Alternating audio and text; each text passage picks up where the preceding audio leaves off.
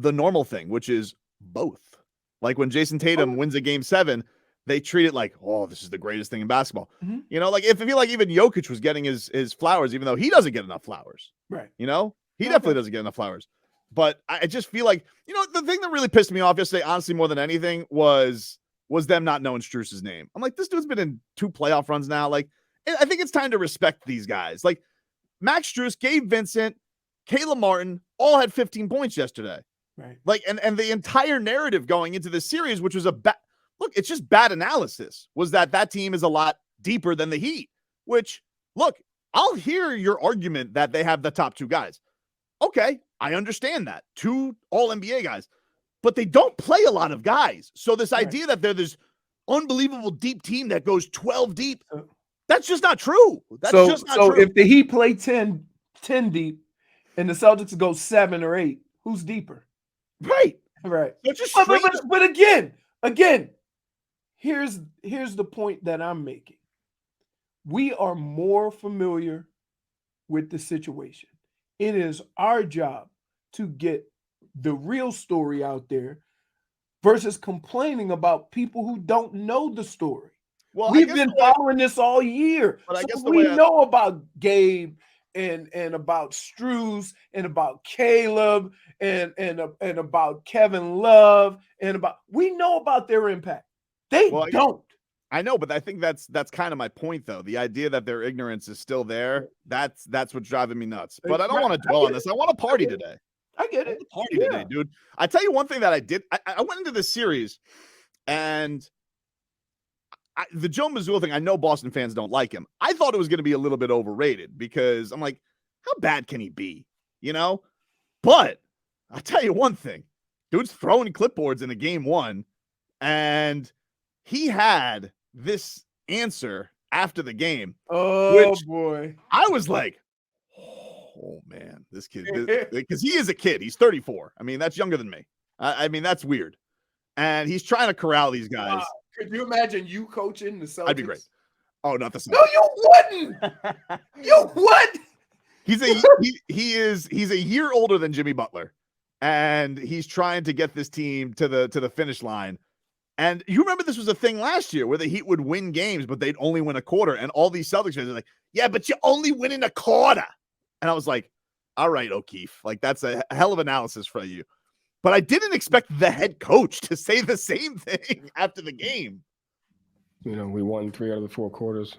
We got away from who we are in the third quarter, whether it's home or away. It's the details, it's the margins, it's the little things. We've shown we can do it both home and away. And I don't think that matters as much as what our mindset is during certain stretches. I mean, can I just say this? Well, there's a special on the Heat on ESPN. Nobody cares about the Heat. They all just discredit Is it them. a special, Dan, or are they just showing highlights? It said Heat Wave and Jimmy Butler was front and center, and it's nothing but Heat highlights right now. Well, I mean, there were all nothing but Heat highlights. Okay, like, I'm saying everybody hates the Heat. Hey, somebody need to introduce the Celtics coach the third quarter. We are all too familiar.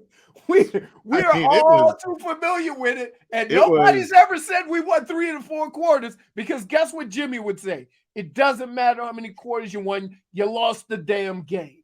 And you lost it by 20. Like, I mean, right. it was a franchise record against the Celtics. I think it was right. That is a crazy quote from the head coach. You know what's great?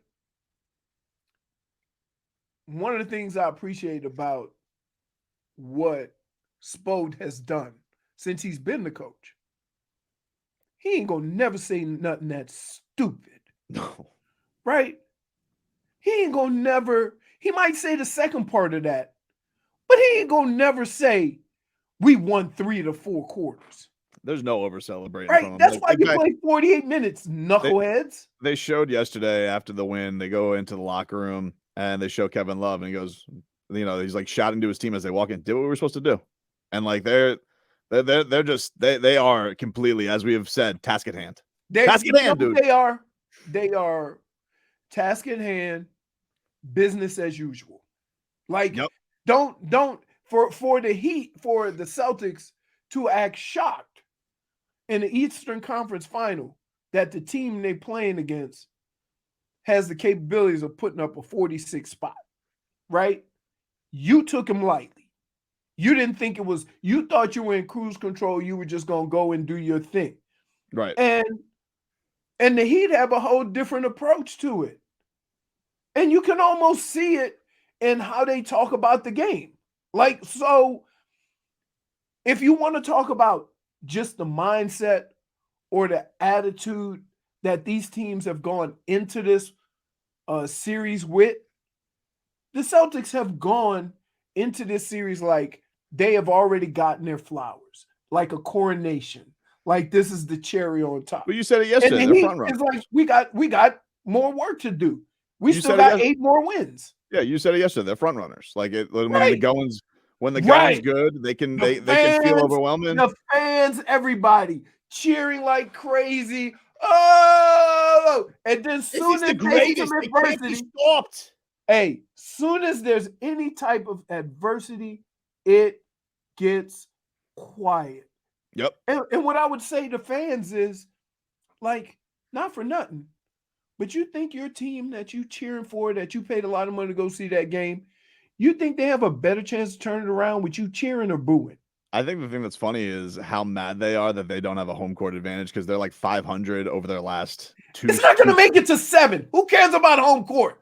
No, I know, but he was being asked about that yesterday, Mazzulla, and like I guess they're 11-11 over their last 20 plus playoff game because that's supposed to be the place that's so intimidating. The Garden, TD Garden, the Ghosts, and it's not. They're not. The Heat are not intimidated playing there. Jimmy Butler loves playing in that building. But here's the kicker: the Heat aren't intimidated by anyone, and we have said this early in the year. They can beat the best teams in the NBA by 20, and they could lose to the worst teams by 20, which made this season so nerve-wracking. So glad we don't have a series against the Hornets. Oh my goodness. But you know what? And here's the thing. When you look at what the Celtics did, right? Sometimes when you have your best stuff, right? When you have your best stuff and you still get thrashed, that's a backbreaker, right? It's not a backbreaker for Tatum and Jaylen Brown. It's a backbreaker for all those other guys that scored double digits that don't never do it, right? Make threes when they don't ever do it. No, like listen, if you're the Heat, you gotta take advantage, especially when all of your guys showed up on a road game like that.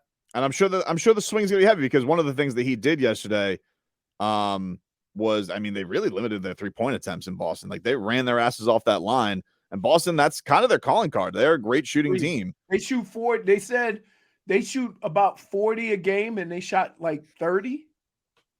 So you're talking about a team that averages 37%. So you're talking about another 3-4 made threes, with the extra 10 shots. But guess what? If you're going to shoot those shots contested, then you better be a good shooter because they are contesting everything. If you want to get in, 305-567-0560. We'll get to some Heat Nation calls. I'm waiting. We're waiting. I'm waiting. Get them all lined up. Back after this. Let's hear a little bit from Heat Nation this morning. 305-567-0560. Chapo! Hey, Tobin, how we doing? I'm good, buddy. I'm good. How are you? I'm doing outstanding. I wish Leroy was present so I could hit him with the classic. But let's do it anyway. Maybe if you hit him with it, maybe he'll hear through his headphones. Leroy. Where is it? But real quick, man. Joey Mozzarella, whatever this guy's name is, he's a bum. All right. He's terrible, bro. Like this guy talking about the quarters again, like he didn't learn from the last year's situation about winning quarters. It's 48 minutes of basketball. Clearly showing biggest mismatch of the entire playoffs is Spoelstra versus this guy. Seriously. Spo is just on another level. Last thing is from the post-game press conference with Jimmy, Goosey's when he said, when they asked him, I think it was Nick Friedel, he was like, are you at your peak? He's like, I don't think so. But the reason I'm playing like this is because this is all anybody wants out of an organization or in life in general, just to be wanted and appreciated. That's you never heard Jimmy talk like that, and the media tried to kill this man. You feel me? For sure. Like, he was looked upon as this locker room cancer who couldn't work in Philly, couldn't work in Minnesota, because a couple things. One, those guys, I mean, those teams were questioning should they invest in him. And look, Jimmy Butler wanted to be maxed out and get the money that a superstar deserves, and the Miami Heat gave him that and gave him all the extra stuff. So, because in a lot of ways, in a league like this, money is respect. And when Philly and Minnesota balked on that, and Chicago, that would piss me off if I was Jimmy Butler, especially when you're giving the max to guys like Ben Simmons and Karl Anthony Towns.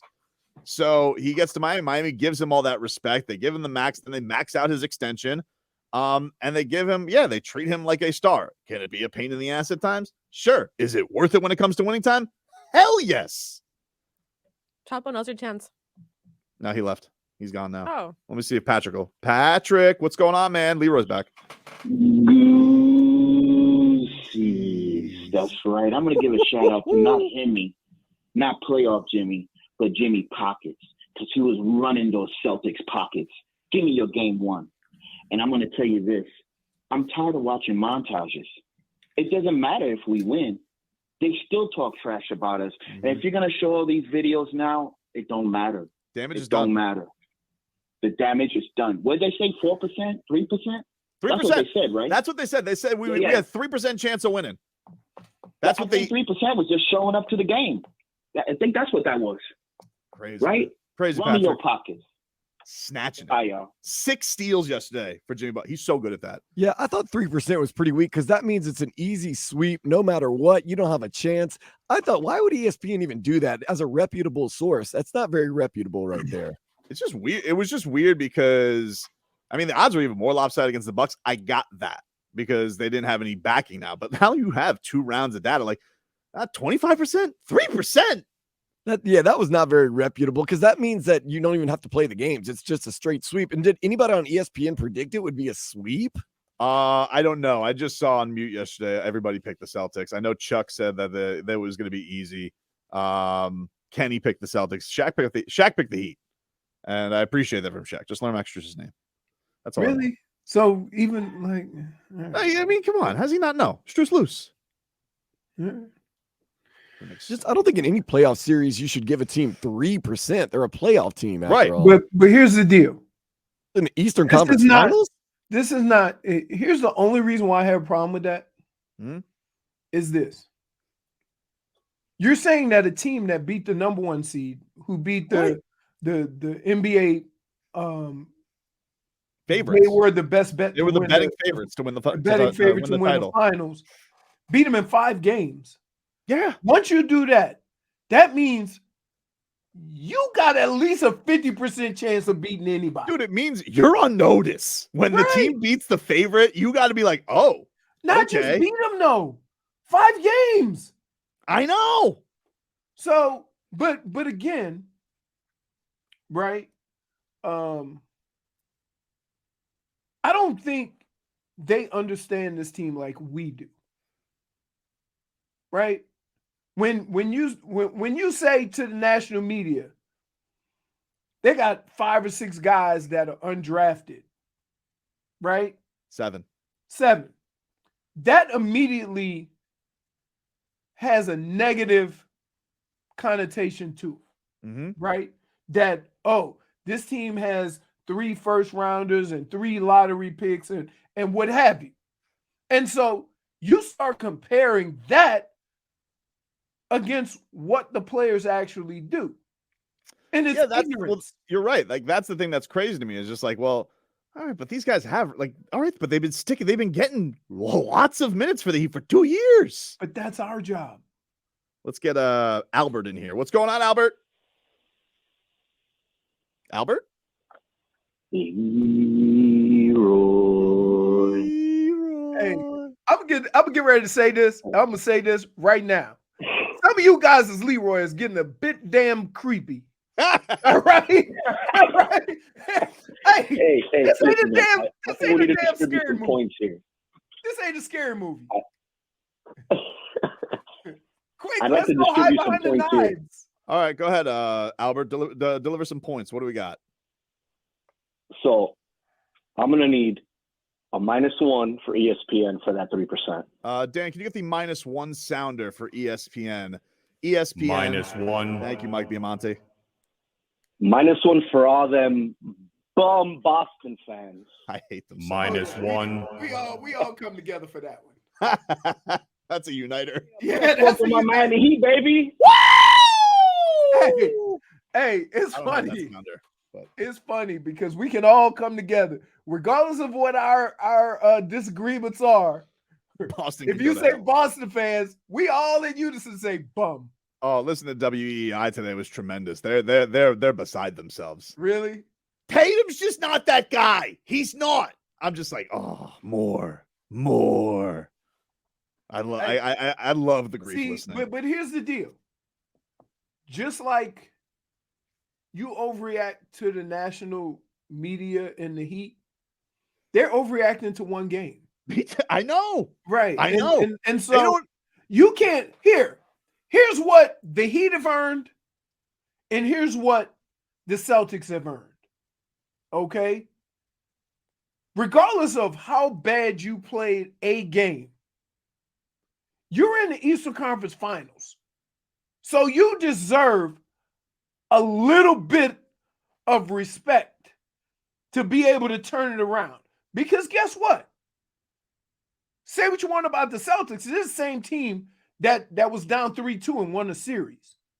So now all of a sudden, after one game, job's not done. Like not your even close, rats but yeah, rats off a ship. They have. I feel like they hate their team. Right.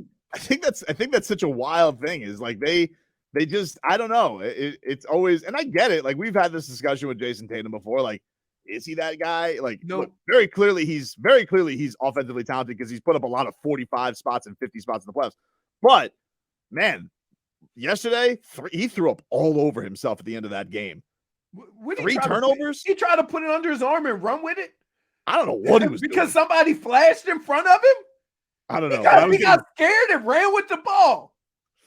And then after they called travel, he tried to run with it again. It was like, hey, buddy, if you would have dribbled it like that when you were down there, you wouldn't have got called for traveling. I see you guys on hold. I'll get to the other callers. We'll take a quick break.